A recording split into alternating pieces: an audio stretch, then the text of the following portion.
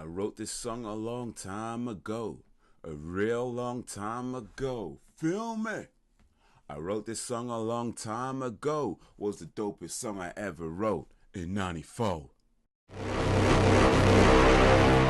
Good morning and welcome to Whenever You Are. I am Bandit Haze, and today I'm going to be talking about old school Nintendo because, as you might have seen, the first 13 years, that's 145 issues of Nintendo Power Magazine, have been made available online for free on archive.org. I've been going through some of this stuff. Actually, let me switch over so you can see what I can see. I've been going through this a little bit later.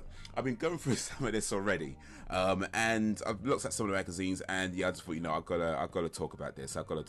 Oh yeah, the power line. So yeah, what we used to have back then is that this is before the internet was a thing, but if you needed tips on gaming, you had what was called the power line, or the tip line, depending on which company was running it. They call it various things, but you call them up to get tips on games, and it will cost some ridiculous amount of money.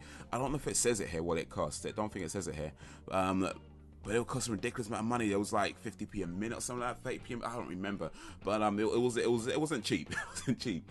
But yeah, you'd call them to get tips from your games, and that's what we had. And that's what people, and I never called it myself, and I don't know anybody who did call it. But yeah, I remember these being advertised that if you needed help with games, call the power line, call the tip line. A little bit of an inception here as well. Look at it, we've got Nintendo Power first issue magazine on the inside of the first issue. So that's Inception before Inception was Inception. Ninception.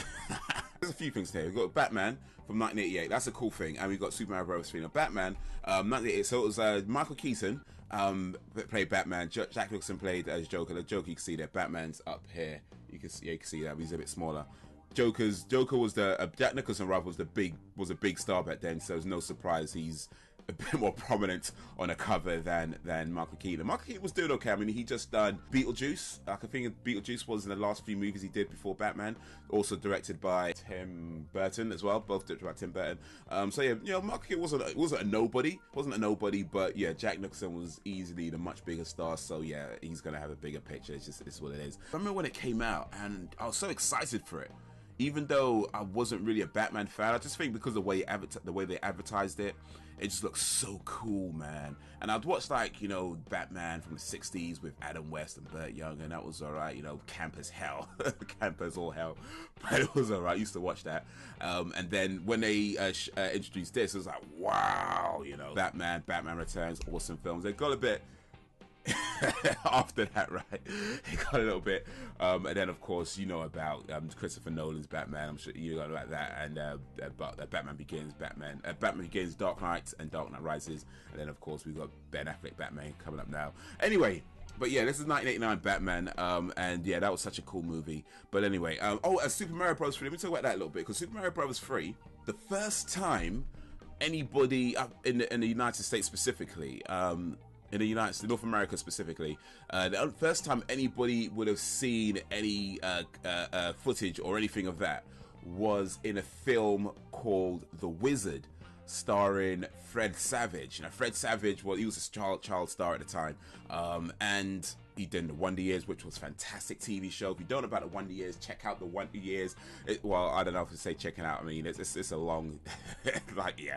But anyway, it was a good show. It was my favorite shows at the time. And he did that, and he did The Wizard. You might know about his brother. If you don't know about Fred Savage, you might know about his brother, Ben Savage, who did Boy Meets World, and later on Girl Meets World. That's his younger brother. Definitely see this film if you've not seen this film. Have a history lesson and check out this movie. It is so incredible. It's so, I want to say incredible. It's pretty cheesy, but it's incredible. Oh, Double Dragon, damn. Double Dragon. I don't know if this was the first arcade game to do this. It might not have been, but it was definitely the first arcade game that I know of. And I think it might have been started with Double Dragon 3, actually. Maybe not Double Dragon 2. It might start with Double Dragon 3. But anyway, with the arcade version of Double Dragon, what would happen is that they had options where you pay for the game. You paid to play the game, which was, at the time, was like 30p for a credit, 50p for 2 credits. And then as you're playing, they have shops inside the game, right? And by the way, for those who don't know, Double Dragon is a street fighting game. And yeah, so anyway, you go inside a shop, and the shop would sell you weapons, swords and like bats and stuff like that. But here's the thing. you had to pay real money for the weapons. So not only was you paying to play the game, you paid your 30p or 50p, whatever it was, you put a pound in the machine to have however many credits, but then when you go inside the shop, you had to pay real money for the weapons, and it was 10 pence to buy a sword or whatever what wanted to get. And it was the biggest rip-off. So you put 10 pence in the machine, you get the sword, you come out straight away, or within the first few, 10 seconds or so, let's say within 10 seconds, you're going to get hit, because it's an arcade game, they're trying to get money out of you, but you'll get hit and you'll drop the sword, and as soon as you drop the sword, it will disappear. It will disappear. You pay 10 pence real money for an in-game sword. You drop it and you can't pick it back up. You couldn't pick it back up. You dropped it, it would disappear. You had to go back to the shop and buy another one with another real 10 pence coin. And that's like early stages of microtransactions. You know what I mean? That's when people talk about microtransactions, they've been around a long ass time. It hasn't been WWF. I think that they changed the name in 2001, 2002, around about then. So it hasn't been WWF for a long time now. But yeah, back before they had the battle with the World Wildlife Federation, it was called the WWF, the World Wrestling Federation. Well, way before that, it was WWWF, was the World Wide Wrestling Federation. But yeah, anyway, Super Scope. Oh, I never had the Super Scope. But yeah, damn, I remember wanting this. This is so cool. It was a light gun, game, which you don't really get anymore. Actually, I think the last light gun games were on the Nintendo Wii. But they weren't, I mean, technically weren't light guns, it was using, different technology. But I think those are the last, those style of games where you had a gun and, you pointed at the screen. Here's the thing about Street Fighter 2, because I had this game. This is the reason why I bought a Super NES. The very reason why I bought a Super NES. It's like a guile, look at that. Look at his foot. So this is the reason why I bought a Super NES, because I played Street Fighter in arcades quite a lot, and when the Super NES was coming out and there was a bundle with Street Fighter 2, I was like, yeah man, I gotta do it. But here's the thing, Super NES at the time was £150, and we didn't get pocket money, we just got dinner money, and we got £5 a week dinner money for school. So I was going to Harvard with my brother. And so we saved our dinner money for weeks, £75 each, 75 divided by 5, that's 15 weeks, right? But here's the thing, we got dinner money during school term, so you have like 6 weeks, 1 week half-term break, right? So because we're on half-term break, we don't get anything. Then you have another 6 weeks, and then it's a full-term break, which is 2 weeks. So 2 weeks, not get anything. And then back to school. In total, it was 18 weeks. 18 weeks of saving. Of £5 a week, and then finally getting enough money with my brother and I, getting enough money, putting it together. I remember getting my dad to drive me up to Dixon's in Kilburn, Northwest 6. Shout out to Northwest 6, North Wheezy. Dixon's in Kilburn, and yeah, we got it. Went home. And I just played Street Fighter 2 all day. Street Fighter 2 all day, man. It was incredible. Here's a trick, by the way. If you play a Guile has a move, it's called a Sonic Boom. And back with Street Fighter 2, to do a Sonic Boom, you had to hold back for 2 seconds. Now I think you just hold it back for 1 second or whatever it is. But back then, you had to hold back for 2 seconds, press forward and punch at the same time, and then you do a Sonic Boom. But here's the thing. 2 seconds is like forever in video game world. 2 seconds is forever. You can't wait 2 seconds to do a move. You get the shit kicked out. You get your ass beat. You can't wait 2 seconds. But it was a little trick.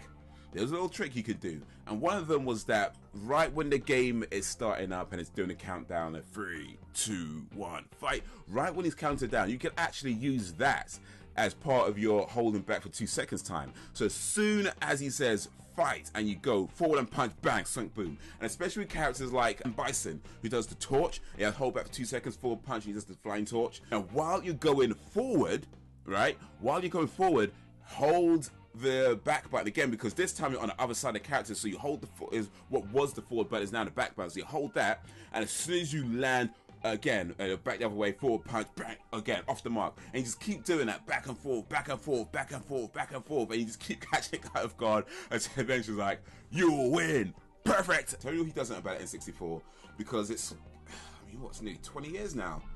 Shit, that don't make you feel old, does it? Damn. Nearly 20 years, oh my word.